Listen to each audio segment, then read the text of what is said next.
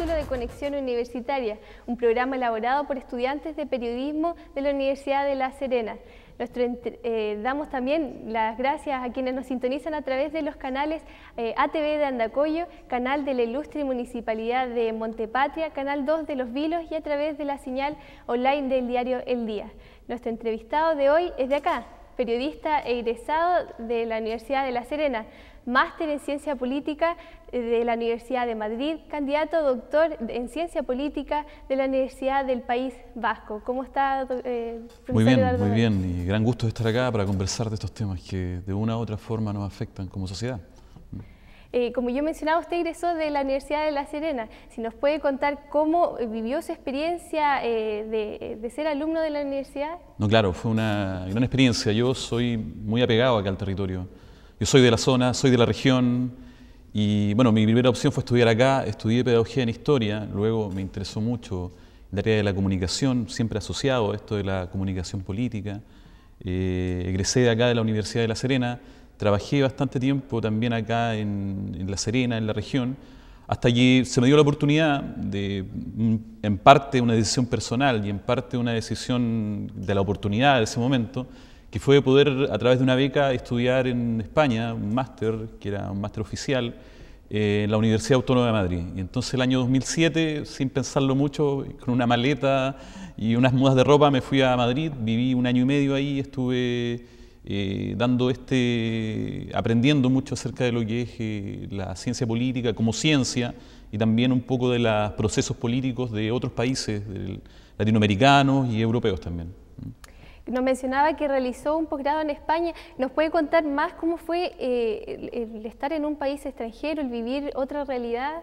Bueno, es bastante difícil, sobre todo para las personas que somos de regiones, ¿ya? Es algo bien especial, puesto que yo pocas veces había salido de acá de la zona, de la región, y uno cruza el océano. Para empezar, nunca había viajado en avión, y para empezar la vida es distinta, la vida es bastante distinta. A mí siempre me preguntan algo acerca de si la vida era más cara allá. Claro, la vida es más cara, hay otro tipo de cambio, el euro y todo eso, pero en realidad lo que echa mucho de menos uno son las redes sociales que tiene uno, aparte de la familia, las redes de amigos, las redes de contacto. Lo que sí tuve la suerte de generar redes y contactos ahí con alumnos que son latinoamericanos también.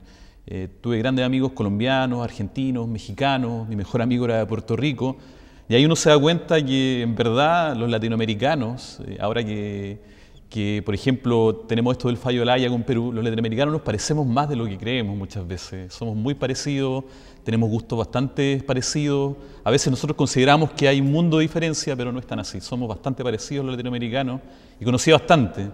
Y en España también aprendí mucho, las universidades son de un nivel bastante bueno, y lo que siempre decía, muchas veces, por ejemplo, hay un autor que escribe en español y uno tiene el libro, y la suerte es que el mismo persona que escribió el libro te está al frente haciendo clases, y eso es una gran oportunidad. Bien, pasando al tema de la participación de los jóvenes en la política, ¿usted cree que es correcto hablar de baja participación teniendo en cuenta que países como Alemania y Suiza tienen el mismo sistema electoral y los porcentajes de participación en relación a la población son similares a los nuestros? ¿Es correcto hablar entonces de baja participación? En cierta medida hay que un poco tomar en consideración varias cosas, ¿ya? La política comparada es una actividad que nos permite un poco ver la globalidad de sistemas, pero también tenemos que tener un poco de cuidado con algunas cosas. Por ejemplo, los países que tú mencionas, Alemania, España, son países que tienen una tradición de sistemas parlamentarios, ¿ya? Lo que crea efectos distintos en esto que es la participación política. Ya la representación que se genera a través de la participación política es de un modo diferente a la que se genera en Chile. Otra cosa, estos países nacen a sus sistemas democráticos desde el sistema de voto voluntario. En Chile se está recién implementando, después de todos los procesos políticos que ha vivido el país, se está recién implementando el voto voluntario. Por tanto, en cierta medida sí podemos hablar, nadie va a ocultar una cifra que está ahí, la cifra está y la podemos ver, que la participación política es baja. ¿Ya? Sin embargo, efectivamente, la participación política en países con democracias desarrolladas fluctúa entre lo que tenemos nosotros y un 60%, diríamos, depende mucho también de los contextos. ¿Ya? No es lo mismo un contexto de poca competencia o un contexto altamente polarizado o un contexto donde ha sucedido algún evento inesperado. Por ejemplo, en España, después de los atentados a Atocha, el promedio de participación política en España es de alrededor del 60%, 65%.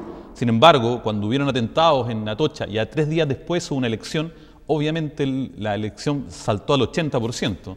Por tanto, son muchos los factores que influyen en el hecho de que una participación pueda ser calificada como baja o alta. Sin embargo, no hay que desconocer que efectivamente la participación en términos de cifra dura, concreta, es baja en Chile. Usted nos hablaba del voto voluntario. ¿Cree que el establecimiento del voto voluntario y la inscripción automática fue un progreso o retroceso? No, evidentemente yo soy de los que creen que es un proceso positivo. ¿Ya? Yo creo que es positivo. ¿En qué medida es positivo? En la medida que le pone un desafío a la élite política o a la clase política. ¿Cuál es el desafío que le coloca? El poder hablar de temas, el poder seducir a personas con temas que sean de su incumbencia, que les afecten, que afecten su vida. Ya antes, con un patrón bastante controlado, con un patrón bastante que podíamos controlar, sabíamos perfectamente cuántos entraban, cuántos salían del patrón por muerte a lo mejor, teníamos bastante controlado. El patrón envejecía rápidamente. Por tanto, por ejemplo, los temas que había que seducir al electorado eran predecibles. Sin embargo, con un sistema electoral voluntario no se puede predecir y hay que tratar de llegar a distintos públicos con distintos mensajes. Ya uno lo puede ver en las campañas. Las campañas electorales antes, en el tiempo del voto obligatorio, eran como haciendo una metáfora, eran como estos barcos con pesca de arrastre. ¿Ya? Trataban de agarrar todo lo que estuviera por ahí. Sin embargo, en tiempo de voto voluntario, es como estos pescadores que pescan con estos señuelos y pescan con mosca en un río. Entonces es diferente, porque tienen que ir con varios mensajes distintos a varias personas. Por tanto, obviamente eso hace que el sistema político progrese, eso hace que se coloquen temas que antes simplemente por el hecho de estar acotado el padrón electoral no estaban en la palestra. Por eso yo creo que es positivo. Sin embargo, hay personas que se adscriben a una posición más republicana, el deber. ¿Ya? Los jóvenes o las personas tienen el deber de ir a votar. ¿Ya? Yo tengo derechos y tengo deberes, cargas cívicas que se llama. Pero sin embargo yo creo que en términos concretos para el sistema político es abrir la ventana y produce cierto recambio que también es bueno.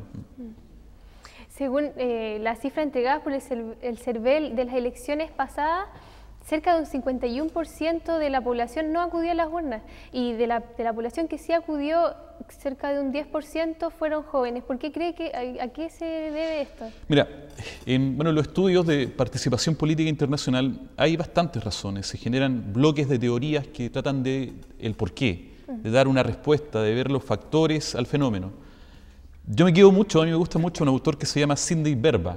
Él establece porque hace de una teoría que es bastante compleja, algo bastante simple, que se remiten a algunas preguntas. ¿Ya? ¿Por qué no participan las personas? Y llega a tres respuestas que son bien clave. Porque no quiere, porque no puede o porque nadie lo invita.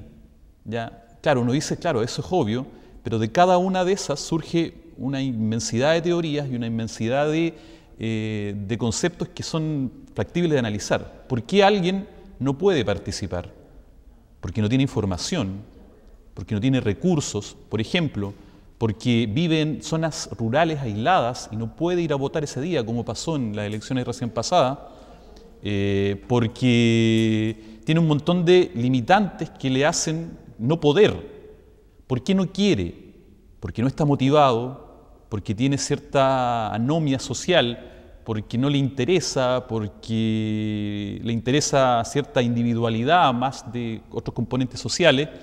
¿Y por qué nadie lo invita? Ya, eso pasa porque precisamente no hay políticas públicas fuertes y estables para incentivar el voto. Entonces, a través de esas tres preguntas se puede dar explicación a por qué las personas no participan en política. Obviamente hay bastantes más conceptualizaciones que pueden derivar de eso. Entonces, ¿qué medida podría tomar el gobierno para cambiar esto de la participación? Absolutamente, bueno, hay medidas que puede tomar el gobierno, más que un gobierno, yo diría que son medidas de Estado, medidas de políticas públicas que permanezcan bastante tiempo. Por ejemplo, la información.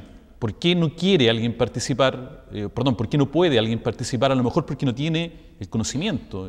Muchas personas dicen, yo no voy a votar porque no conozco, no sé, esto no es mi tema, no me interesa porque no es mi tema, no me informo. ¿Ya? Pero los medios para informar pueden ser vistos como, por ejemplo, la educación cívica, ¿ya? La educación cívica de los colegios, la educación cívica desde la universidad, el aprecio de valores democráticos. Ya puede ser también, y algo muy fundamental, los medios de comunicación. Los medios de comunicación tímidamente han empezado a esbozar asumir su responsabilidad que tienen con respecto a la formación cívica de las personas. La formación cívica genera interés por la política. El interés por la política genera información, que yo me tenga que informar de política. Y la información, y eso está probado internacionalmente, va generando que las personas vayan a votar o participen con mayor frecuencia. Otra cosa tiene que ver con las políticas públicas más de fondo. Por ejemplo, votar es una actividad muy masiva, pero tiene un costo. ¿Ya? Yo me tengo que trasladar. ¿Ya? Y precisamente en ese sentido hay que facilitar el voto a las personas. ¿Ya? El voto chileno en el extranjero, el voto electrónico. ¿Ya? Si bien tenemos un sistema muy eficiente de recolección y de conteo de votos, el problema se da cuando tenemos que hacer colas, tenemos que disminuir el costo, entre comillas, del voto. Por tanto, esas medidas se pueden tomar y no es configurada dentro de una política pública de participación política. Entonces, ¿cree que varios personajes de la izquierda, también la ex candidata presidencial Evelyn Matei, mencionaron que es necesario un recambio generacional? ¿Usted qué opina sobre eso? ¿En la política, por cierto? Claro que sí. No se trata de cambiar por algo etario, ¿ya? Por algo de edad. El recambio generacional tiene que ver también con otras cosas, tiene que ver con el recambio de temas. ¿Ya?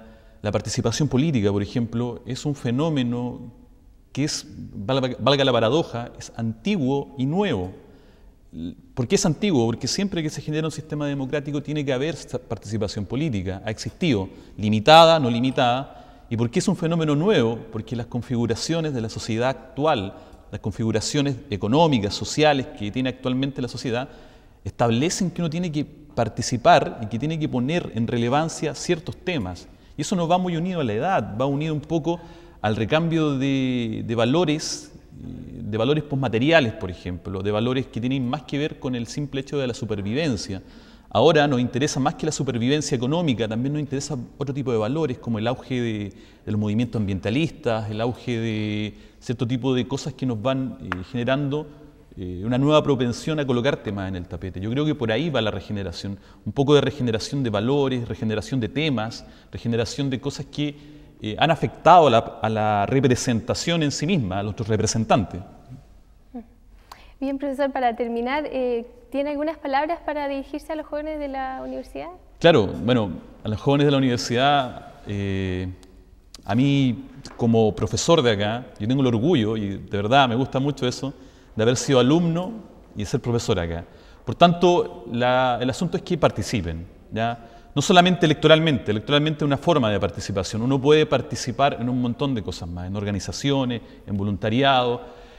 El paso por la universidad no es solamente estudiar y ir a carretear, ¿ya? El paso por la universidad implica también un compromiso con la sociedad que estamos construyendo. Entonces mi llamado es eso, a pensar un poco más allá de mi individualidad y hacerlo desde el punto de vista de la sociedad que estoy construyendo y a la cual voy a salir afuera y a aportar. Ese es mi llamado a todos los jóvenes de la Universidad de La Serena, que yo aprecio mucho esta universidad y aprecio mucho el hecho de ser acá profesor. Muchas gracias, profesor, por acompañarnos. Gracias a ti. Y así concluimos nuestro programa de Conexión Universitaria. Agradecemos también a quienes nos acompañaron a través de los canales ATV de Andacollo, a través del canal de la Ilustre Municipalidad de Montepatria, el canal 2 de Los Vilos y a través de la señal online del diario El Día. Será hasta una próxima oportunidad. Hasta luego.